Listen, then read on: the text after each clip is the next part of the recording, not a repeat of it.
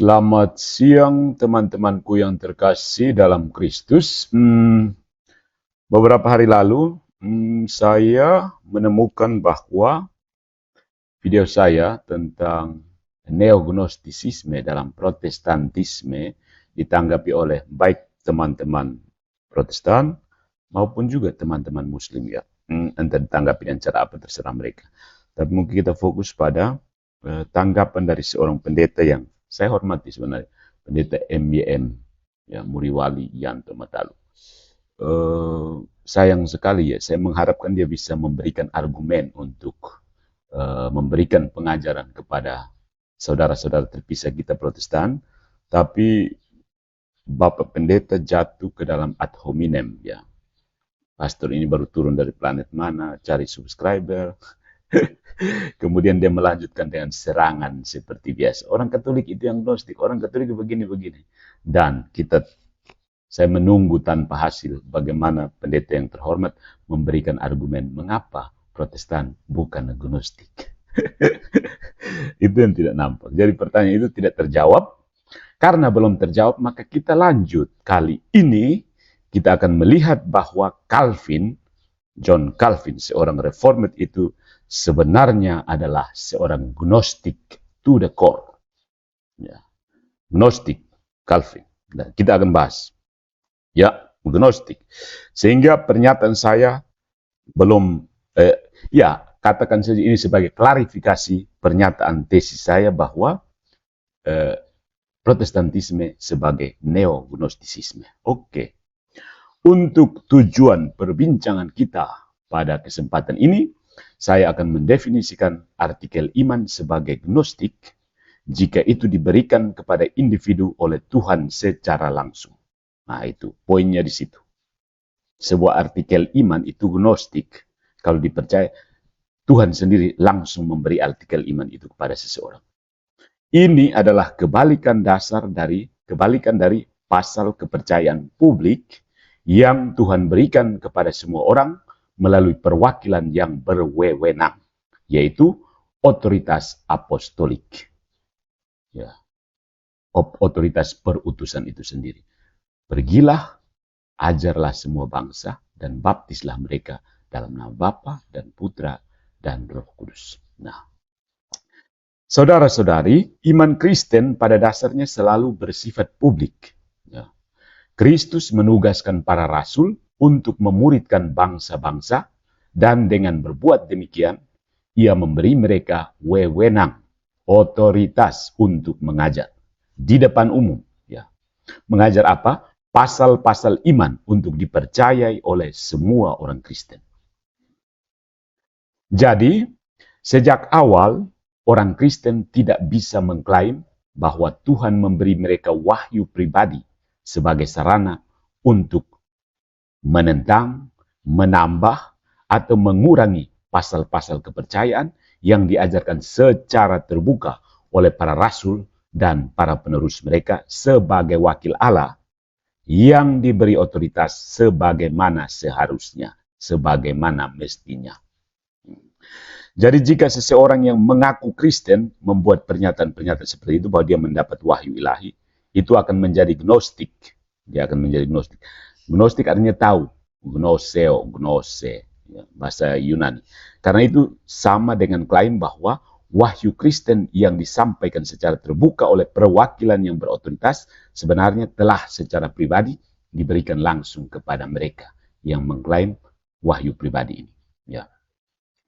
Sifat umum dari agama Kristen ini dibuktikan dalam seluruh kitab suci. Dan mungkin contoh yang paling signifikan, paling penting adalah Konsili Yerusalem. Dalam Kisah Para Rasul, bab 15. Ketika sebuah kontroversi teologis meresahkan pikiran orang-orang Kristen, ayat 24, para rasul dan penatua yang telah mereka tunjuk untuk menggantikan mereka, menyelesaikan kontroversi itu dengan otoritas ilahi. Menyatakan, karena tampaknya baik bagi Roh Kudus dan bagi kita. Ayat 28. Bla bla bla. Mengenai orang-orang yang telah memulai pertikaian ini, mereka berkata, kami tidak memberi mereka petunjuk. ayat 24. Semua bidat berikutnya selama berabad-abad telah mengikuti pola yang sama.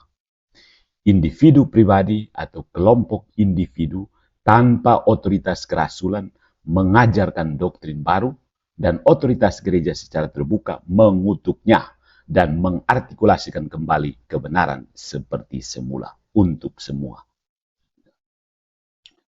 Karena itu, aju banding bidat selalu dalam arti tertentu gnostik. Tetapi aju banding iman yang benar, epiel ya. Epiel. Kalau ada pertikaian, epielnya apa? Seperti itu. Aju banding. Saya terjemahkan dia kata aju banding. Aju banding iman yang benar seperti yang telah terjadi sejak hari Pentakosta selalu bersifat publik. Tidak bisa rahasia pribadi. Saya dapat wahyu bahwa begini-begini tidak ada. Santo Fransiskus dari Sales, Francis de Sales, menunjukkan kepada kita bahwa ajaran Calvin tentang kanon kitab suci itu sepenuhnya gnostik. Dan dengan itu, dasar agama Protestan yang telah membenarkan dirinya sendiri atas dasar sola scriptura, kitab suci saja. Ini adalah epistemologi gnostisisme. Dalam bagian 2, pasal 1, bab 5 dari The Catholic Controversy dari Santo Fransiskus de Sales ini, dia membahas pernyataan Protestan bahwa kanon kitab suci terdiri dari 66 kitab, bukan 73 kitab Katolik. Kitab-kitab yang dimaksud ini berasal dari Perjanjian Lama. Tobit, Yudit, bagian-bagian dari Esther dan Daniel, 1 dan 2 Makabe, kebijaksanaan, Sirat, yang sering disebut sebagai pengkhotbah, dan Baruk.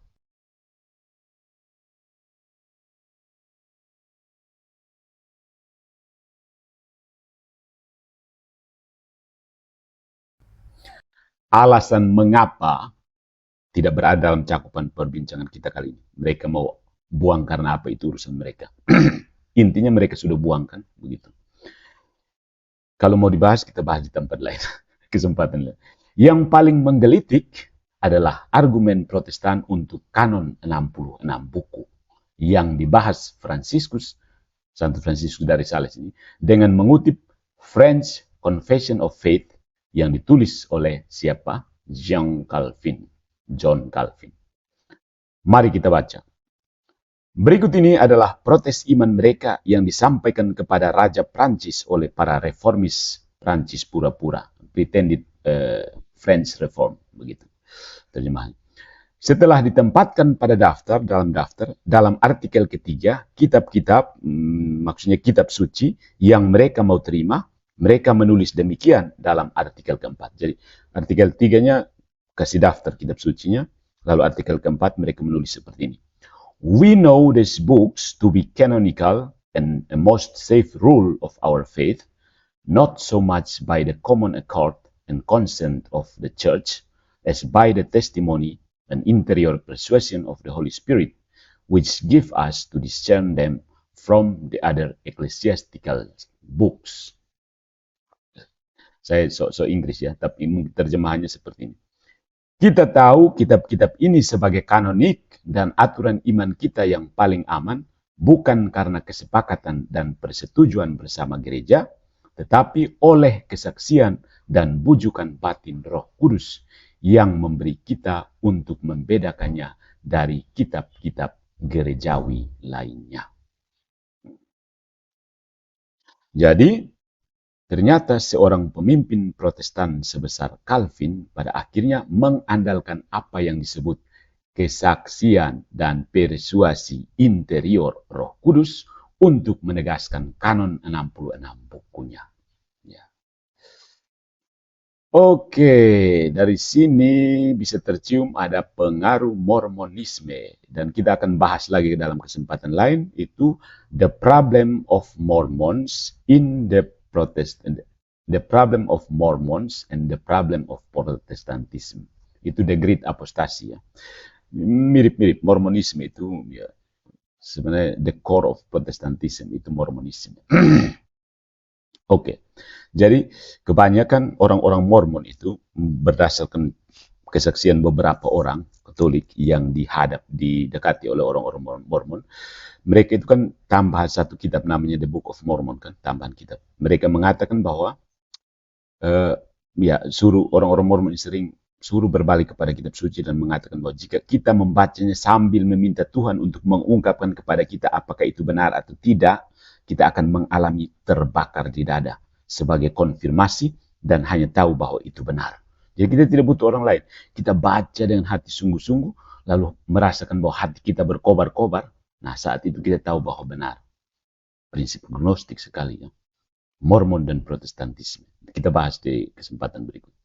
Ternyata bahwa Calvin membuat argumen yang sama persis dengan Mormon. Ya.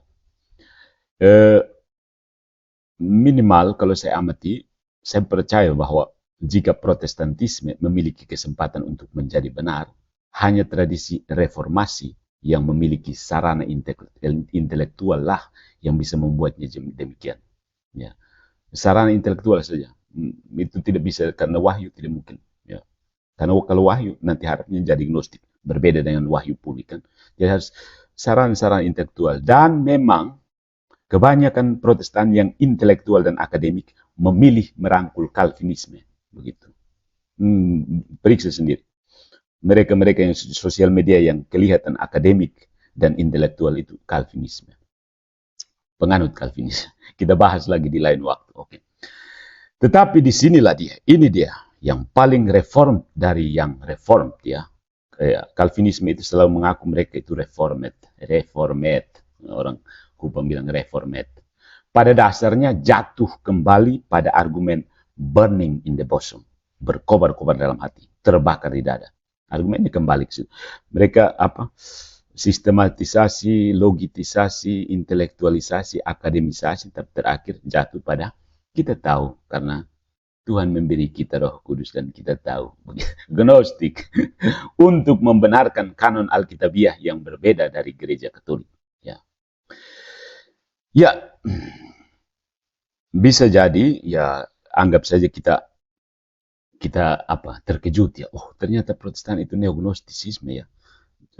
Lalu kita, Santo Fransiskus dari Sales itu salah mengutip Calvin, jangan sampai dia salah. Ya, kita andaikan begitu. Sudah, itu salah mengutip. Kita anggap itu saja propaganda Katoliknya. Oke. Kita anggap saja ini bukan dari sumber yang tidak pernah diverifikasi oleh Santo Fransiskus. Ini tulisan Santo Fransiskus, ya, dari Sales.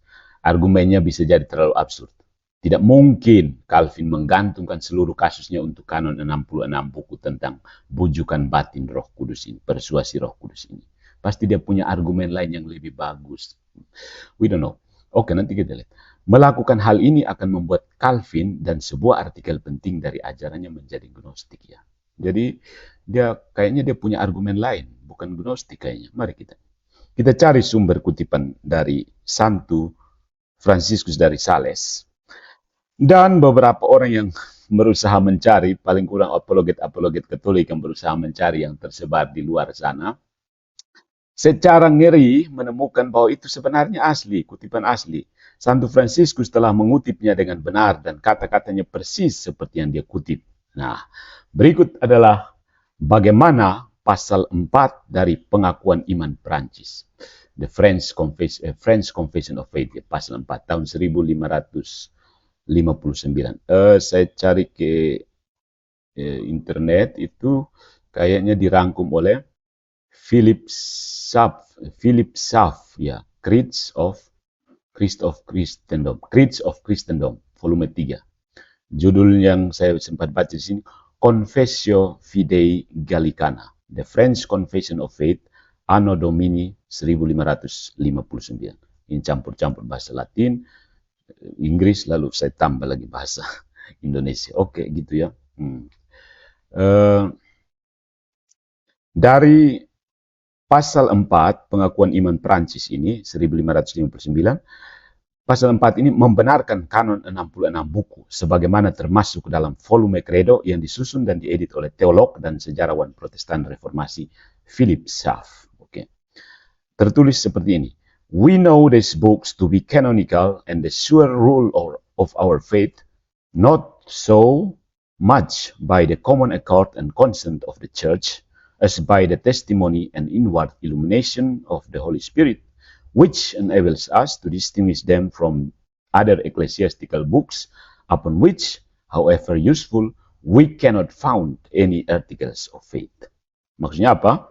Kita tahu kitab-kitab ini kanonik dan aturan iman kita yang pasti bukan karena kesepakatan dan persetujuan bersama gereja, melainkan oleh kesaksian dan penerangan batin Roh Kudus yang memungkinkan kita untuk membedakannya dari kitab-kitab gerejawi lain yang betapapun bergunanya kita tidak dapat mendirikan pasal-pasal iman apapun.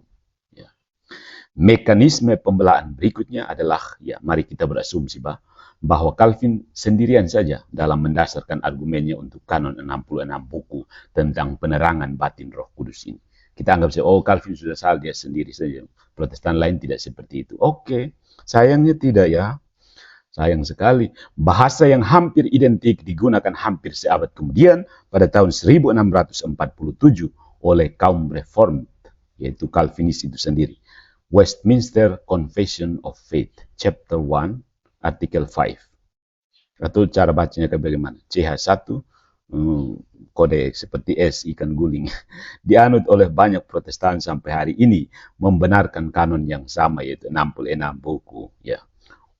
Tertulis, we may be moved and induced by the testimony of the church to an high and reverent esteem of the Holy Scripture and the heavenliness of the matter, the efficacy of the doctrine, the majesty of the style, the consent of all the parts, the scope of the whole, which is to give all glory to God, the full discovery it makes of the only way of man's salvation, the many other incomparable excellencies, and the entire perfection thereof, are arguments whereby it doth abundantly evidence itself to be the word of God. Yet, notwithstanding our full persuasion and assurance of the infallible truth and divine authority thereof is from the inward work of the Holy Spirit, bearing witness by and with the word in our hearts. Gitu. Ini juga bukan, terjemahannya bagaimana ya? Ya sudahlah, intinya di sini. Yet, notwithstanding our full persuasion and assurance, seluruh jaminan tentang kebenaran yang infalibel dan otoritas ilahi itu dari karya batin Roh Kudus yang memberi kesaksian dengan dan melalui sabda firman di dalam hati kita. Gnostik sekali ya. Ini juga bukan satu-satunya kredo Protestan yang membuat argumen ini ya. Ada lagi. Artikel 5 of the 1561 Belgic Confession yang direvisi kemudian pada tahun 1619 menggunakan juga hampir secara identik bahasa yang sama. Itu dalam chapter 1 paragraf 5 bab 1 paragraf kelima dari London Baptist Confession of Faith. Ya. Baca sendiri ya. Intinya sama sih. Jadi kita menemukan kebenaran yang mengerikan, saudara-saudariku dan saudara-saudariku yang terpisah. Tidak hanya argumen Calvin tentang kanon kitab suci pada dasarnya gnostik, tetapi beberapa kredo Protestan yang dianut oleh mungkin jutaan orang Protestan sampai hari ini telah mengikutinya dalam membuat argumen yang sama. The French Confession of Faith is not the only place where Calvin made this argument. Jadi argumen ini tidak hanya ditemukan dalam The French Confession ya maksudnya. Tapi argumen ini juga yang digunakan sepanjang magnum opusnya, adikaryanya. Tahu apa adikarya dari John Calvin? Institutes of the Christian Religion. Ternyata argumen di situ muter-muter kayak gasing begitu. Whose final edition was published in the same year. Ya, edisi finalnya diterbitkan tahun 1559. Ya. Calvin secara khusus membicarakan tentang kanon-kanon kitab suci dalam buku 1, chapter 7, artikel 2 dari Institutes of Christian Religion. No. So, as to the question, how shall we be persuaded that if the canon of scripture came from God without recurring to a degree of the church. Bagaimana kita bisa yakin bahwa ini datang dari Tuhan tanpa perlu percaya kepada gereja? Ya. Ini sebenarnya sama dengan pertanyaan, bagaimana kita akan membedakan terang dengan gelap? Ya. Bagaimana kita bisa membedakan putih dengan hitam? Bagaimana kita bisa membedakan manis dengan pahit? Ya. Scripture bears upon the face of it as clear evidence of its truth, as white and black do of their colors, sweet and bitter of their taste. Jadi kitab suci itu semacam jelas sekali bahwa ini terinspirasi Roh Kudus, yang ini tidak terinspirasi Roh Kudus. Gnostik sekali ya. Itu sama seperti membedakan terang dan gelap, begitu. Baginya jelas sekali. Ya. Jadi argumennya ini seperti ini. You shall know the canon of scripture because it is obvious what it is. Kamu harusnya tahu kanon kitab suci karena itu sudah jelas. Sudah jelas. Atau dengan kata lain, argumen saya benar karena jelas benar. Argumen saya ini benar karena memang jelas benar. Bagaimana maksudnya argumen seperti ini? Begitu benarnya sehingga dapat dibandingkan dengan semacam perbedaan antara hitam dengan putih, pahit dengan manis. Ya.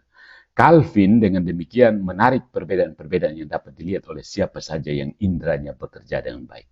Jadi seolah-olah orang bisa tahu begitu saja tentang kitab-kitab mana yang terinspirasi dan mana yang tidak terinspirasi. Dan itu kalau berhadapan dengan teman-teman kita, saudara-saudara terpisah kita, mereka akan seperti itu. Pokoknya kita tahu bahwa ini, kita tahu karena firman Tuhan membakar hati kita, berkobar-kobar dalam hati. Nanti kita bahas lagi di kali berikut bagaimana argumen falasi dari beberapa teman kita. Tapi tentu saja ini meleset dari intinya, yaitu bahwa dia hanya mengasumsikan bahwa indera teologisnya bekerja dengan baik. Sebuah asumsi yang tidak dia berikan argumennya. Ya. Yang asumsinya tidak diberikan argumennya. Dia hanya mengasumsikan bahwa indera seseorang itu, indera teologis seseorang itu berfungsi baik. Demikian juga dia mengabaikan ribuan tahun orang-orang kudus. Orang kudus sepanjang sejarah gereja sebelumnya. Orang-orang kudus, para martir, bapak-bapak gereja, dan konsili-konsili yang secara konsisten diidentifikasi sebagai bagian dari kanon kitab-kitab suci yang ia klaim tidak punya otoritas. Ya. Dengan demikian, implikasi yang diperlukan adalah bahwa mereka semua yang datang sebelum dia, orang-orang Kristen sebelum Calvin, tidak punya indera teologis yang berfungsi dengan baik. Sehingga tidak mampu membedakan terang dan gelap, kan? Begitu. Jadi ini asumsi yang parah ya. Calvin itu menegaskan bahwa orang Kristen sepanjang 1500 tahun itu indera teologisnya tidak berfungsi dengan baik. Sampai Calvin baru inderanya berfungsi dengan baik. Lalu dia mengajarkan itu kepada pengikutnya. Kalau tidak, kalau misalnya indera mereka yang sudah datang sebelum berfungsi dengan baik, mereka akan mampu membedakan antara putih dan hitam, manis dan pahit, sehubungan dengan kanon kitab suci. Nah, Calvin melanjutkan argumennya secara eksplisit menegaskan bahwa dasar kepastian kita tentang kanon Alkitab tidak dapat bergantung pada apapun yang bersifat publik yang ia kaitkan dengan otoritas manusia, melainkan dari kesaksian rahasia roh. Kesaksian rahasia roh. Sound Gnostic. Is it? It is. If then we would consult most effectually for our consciences and save them from being driven about in a whirl of uncertainty, from wavering and even stumbling at the smallest obstacle, our conviction of the truth of scriptures must be derived from a higher source than human conjectures, judgments, or reasons, namely the sacred testimony of the Spirit. The sacred testimony of the Spirit. Ini kata-kata Calvin sendiri ya. The sacred testimony of the Spirit. Jadi, saudara-saudariku dan saudara-saudari terpisahku, bagi Calvin, kanon Alkitab dikenal oleh mereka yang secara batiniah diajar oleh Roh Kudus. Argumen tidak diperlukan. Karena mereka langsung diajar oleh Roh Kudus bahwa ini kanon, ini bukan kanon. hanya dengan mengatakan kesaksian rahasia Roh Kudus, ya ini saja. Ya. Ini adalah dasar untuk mengetahui kanon, dan hanya mereka yang diajarkan secara batin yang akan menerima ajaran ini. Ajaran ini berasal dari Allah sendiri, dan kita tahu ini karena itulah yang diklaim oleh orang-orang yang diajarkan secara batin. Nah, jelaskan, muter-muter kayak gasing. Argumennya tidak hanya sepenuhnya privat, yaitu gnostik, tetapi sepenuhnya melingkar, memutar, melingkar lagi, memutar lagi. Bagaimana?